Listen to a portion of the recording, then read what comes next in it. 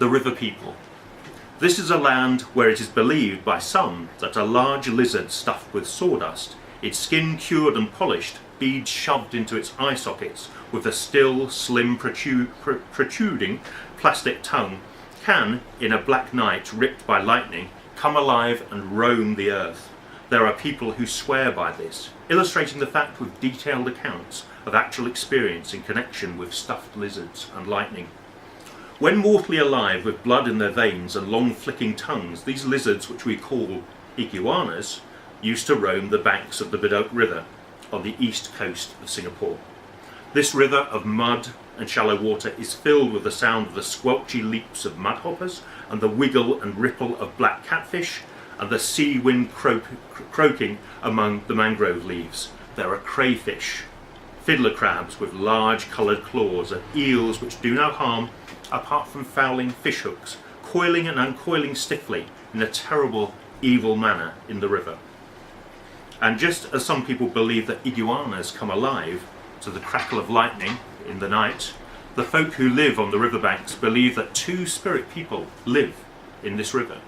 Two beautiful women dressed in misty white garments with sweet-scented blossoms in their long black hair, who float down the river on certain nights in a fairy boat.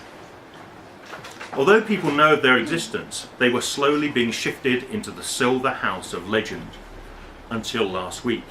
At 11:15 on a night 6 days ago, a taxi driver decided to stop operating along Changi Road because the sight of two ladies in a boat floating down the river like a slow leaf upset him in a manner he could not describe.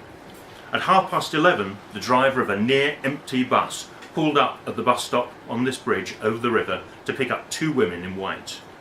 The bus engine grumbled as it idled, waiting for the conductor to press the bell for the go-ahead signal. After a while, the driver turned in his seat and shouted at the conductor, "It's not time to sleep yet. Why don't you press the bell button?" He received a very loud and rude answer from the conductor before he realised he had stopped for the river people. The driver works the day shift now. Okay, well, I want to pass on to Cyril now, who's going to read The Old Woman of Bukit Ho Swee. The One-Eyed Widow. The One-Eyed Widow. Oh, One-Eyed Widow, yes. The Old One-Eyed Widow. Yeah, I keep saying all as well. I realize it's one-eyed. Okay, just a quick note. I think I wanted to read this because it's a little different, I feel, in style from some of the other stories. I think I wrote in my blurb for this book that his stories are never just straightforwardly nostalgic, as some of the other writers might be. In this story, for example, there's something very almost playful about the way he describes the characters, and there's almost an invitation for you to make fun of the characters in the way that he does in the story, but then at the end, the story just stands up and slaps you in the face and demands your sympathy in a very dramatic way. So I really like this story very much. The One-Eyed Widow of Bukit Ho Swee. The One-Eyed Widow once had a hut near the temple at the summit of Bukit Ho Swee in Singapore. Having lived there for 20 years, she had 5 children and they never had enough to live on, especially since her husband had died 3 years ago. Her eldest son worked in a box factory. He earned $2.60 a day. One daughter worked in an old oil factory, the other in a paper factory. Each earned $1.60 a day. The youngest son went to school in Kampong Ho Swee. One more child stayed at home. On a night last July, their hut was outlined for an instant in a wash of flame, and they ran with a screaming mass of 7,500 people away from the fire. Now they live in a Singapore Improvement Trust flat near Bukit Ho Swee, which is now HDB. It has a red door, grey walls, cream windows, a sitting room, 1 bedroom, a kitchen and a toilet. The cement floor is cold, scrubbed clean and bare. With the $100 that she received in relief aid, she bought a kerosene stove, a meat safe, 4 stools, slippers for everyone in the family, hot pans, porcelain bowls, and a square area of linoleum for the bedroom. There's nothing else in the flat. It has the cold emptiness and smell of never having been lived in, as if nobody alive stayed there. In the center of the bedroom, nesting on the bare linoleum, are the only two articles saved from the fire. A sewing machine perched on a wooden trunk, standing high and quiet like an altar to a pagan god of destruction. The signs of the one-eyed widow saved the trunk. The police recovered the sewing machine and the 4 10-cent coins from the site of the fire. The one-eyed widow and her family lived in the flat rent-free for 3 months. Now they have to pay $55 a month for rent. There's only one breadwinner in the family, the son who works in a box factory. The factories in which her daughters have worked no longer exist since they exploded in the fire. The school where the youngest boy went also burned. The old widow had fallen many times as she rushed away from the Holocaust. She is afraid to walk now. She cannot explain it, but she trips and falls all the time. I really love this. Thanks so much, Sil. We were kind of arguing over that one because I was saying, oh, that's my favourite too, whatever. But you said you yes. still read it, right? That's right. In fact, I've got a recording.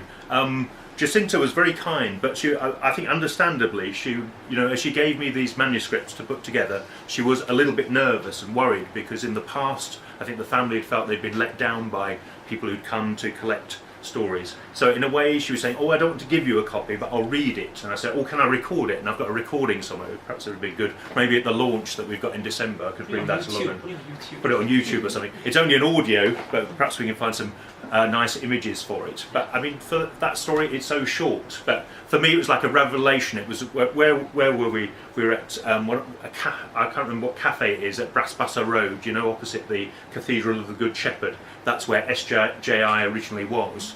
Okay, and that's Gregory Nalpon's original school. So that was kind of opposite in some ways. The rain was coming down, and she was kind of reading that. But it's a revelation as well because no other story seems to be that I'd come across till that time seemed quite so overt and angry. And I think interesting that the use of the word Holocaust there, when we usually are given a very different narrative of the Bucket Ho Sui Fire. I mean, in some ways this is very mediated because what Bucket Ho Sui Fire is being talked about here, but when you talk about Holocaust. But I also think it's interesting, there's a lot of maths. If you look, there's a lot of figures and numbers in Nalpon's writing, and I think that's kind of quite interesting as well. Marxism is a dirty word, isn't it, in Singapore to some degree.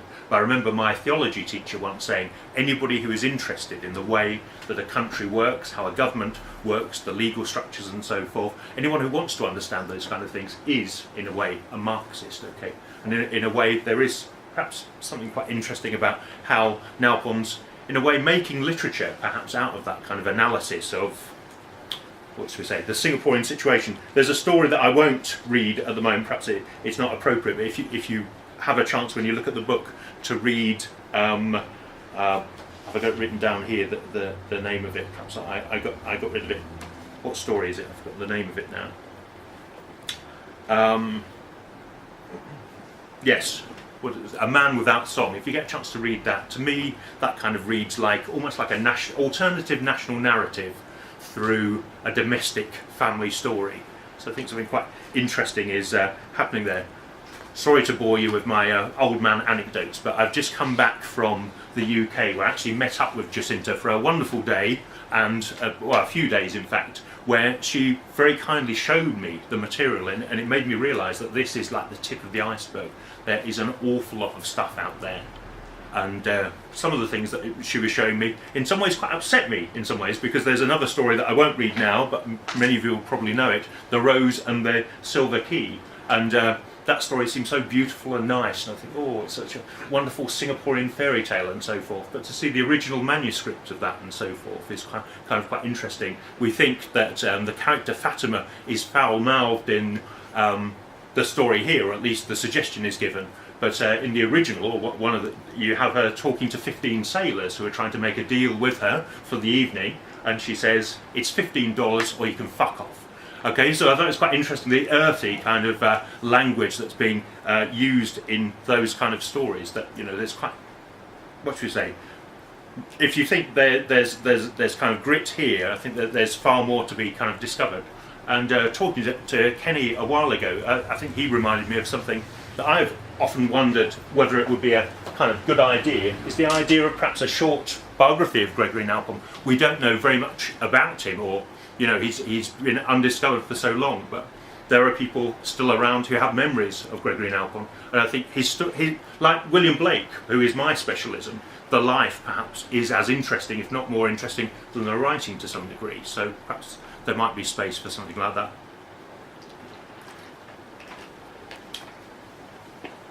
Well, how long have we got? Maybe I could just read two more, if you can bear it, just two more, and then perhaps we'll finish. And maybe if people have got any questions, or that they've got something that they want to say, that would be great. Or if somebody wants to come up and read, that would be wonderful.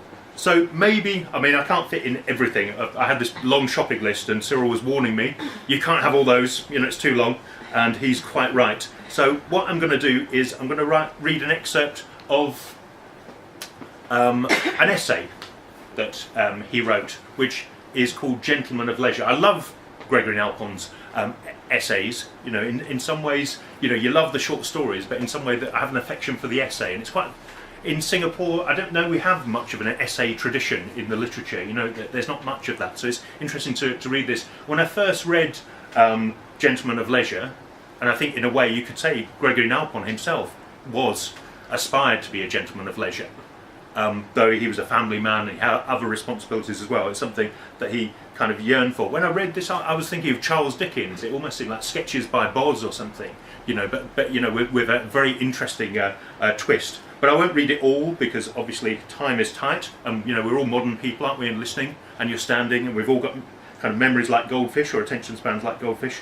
So particularly when listening to me, so I won't read loads of this. Okay. Right, so I'm just going to read just an excerpt from this. Okay. So, Gentleman of Leisure. So really, when we're talking about a gentleman of leisure, we're talking about someone who's, in other contexts, a hobo, a bum, a tramp, a vagrant, people who can't exist officially in Singapore anymore, because, we have a wonderful system that, gets rid of people like that. In the 1950s and 1960s, there were people like this, guys who were drinking and wandering the streets and living, a tramp's life, a bum's life perhaps, a hobo's life. Okay, so in the essay he talks about how do people become these gentlemen of leisure. Okay, it starts off in school. A rebellious boy argues with a teacher and decides to leave, or sometimes goes right through school, often tasting the sweet feelings of unbounded frustration.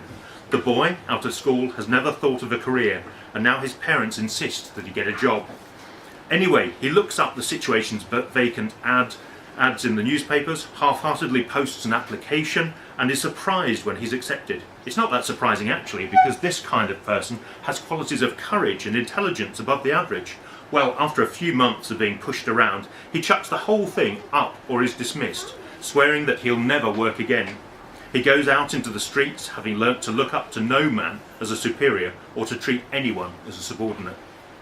Now, as he moves freely, undisciplined, and even without a home, because parents seldom tolerate this kind of behaviour, he is not yet a gentleman. Now is the time to prove that he can withstand the shrivelling, stabbing pain of hunger, to go without the cigarette his nerves scream for, to make good friends and keep them. Now is the time when, as his bones harden to the feel of bare stone or sand at nights, he learns to respect age and wisdom in any man, and slowly he rises up in the world that he now views with a most impartial air.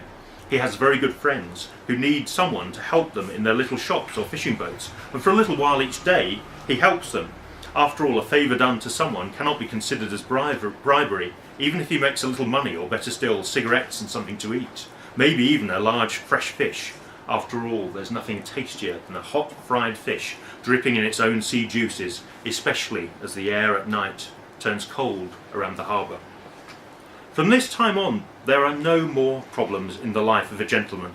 Every day that dawns is the beginning of a new happy life to live, to use and to shape to one's own satisfaction.